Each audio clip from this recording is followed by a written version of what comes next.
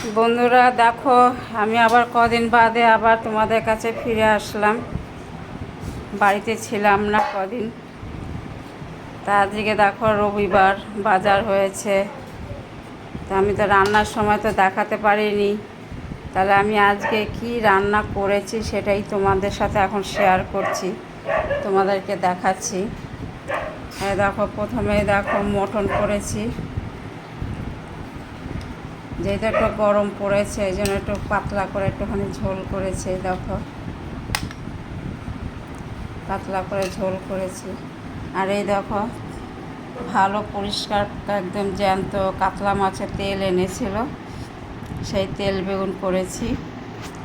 আর একটা জিনিস করেছি, এই দেখো, এটা তোমরা খাও কিনা জানি না। হ্যাঁ, আমরা তো গরমের দিনে তো এটা খুব ভালো খাই।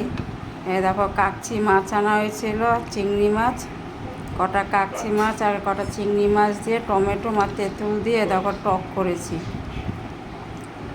হ্যাঁ, এইটা তোমরা খাও কিনা জানি না, কিন্তু এটা তো খেতে খুবই ভালো লাগে। তোমরা যেটা খেয়ে থাকো তাহলে আমাকে জানিও কমেন্ট করে। আজকে আমার দুপুরের মেনু হচ্ছে এই দেখো, এই মটনের ঝোল, আর এই দেখো তেল বেগুন, আর এই যে কুচো মাছের টক।